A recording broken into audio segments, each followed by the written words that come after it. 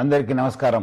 ఈరోజు నేను ముఖ్యంగా ఆడబిడ్డలకి వారి తల్లిదండ్రులకి ఒక ముఖ్యమైన విషయము వాళ్ళ దృష్టికి తీసుకురావాలనుకుంటున్నాను. అందరికి తెలుసు ఆడబిడ్డలకి పెళ్లి అనేది ఒక ఇంపార్టెంట్ ఘట్ట. ఈ మధ్యలో ఆ ఒక్క పెళ్లి చూపుతోని పెద్దలు కుదిరించిన పెళ్లి అని చెప్పి కొంతమంది మా ఆడబిడ్డలకి వాళ్ళ తల్లిదండ్రులు కూడా మోసం చేస్తున్నారు అని చెప్పి మా దృష్టికి రావడం జరిగింది. ముఖ్యంగా కొంతమంది మీడియేటర్స్ ద్వారా కొంతమంది యూత్స్ వాళ్ళు పెద్దలు చూపించినట్లు వాళ్ళ దగ్గర వెళ్ళి ఒక ఫిక్స్ చేసుకోవడము, తర్వాత ఆడబిడ్డలకి ఏదో మాయమాటలు చెప్పి గిఫ్ట్స్ పేరుతోని మోసం చేయడం జరుగుతుంది. దాని కాకుండా ముఖ్యమైన ఏమంటే వాళ్ళని శారీరకంగా కూడా వాడుకోవడం జరుగుతుంది. ఎందుకంటే పెద్దలు కుదిరించింది కదా, ఇంకా ఏముంది వాళ్ళ పెళ్లి అయిపోతుంది, మనం ఎందుకు ఆలస్యం అని చెప్పి కూడా వాళ్ళని బలవంతంగా వాడుకోవడం జరుగుతుంది. సో ముఖ్యంగా ఆడబిడ్డలకి వాళ్ళ తల్లిదండ్రులకు నేను ముఖ్య గమనిక ఏమంటే ఆడబిడ్డలు మీరు పెళ్లి పీటలు ఎక్కేదాకా చాలా అప్రమత్తం ఉండాలని చెప్పి నేను కోరుతున్నాను. ఎవరు ఎంత ఆశ చూపించినా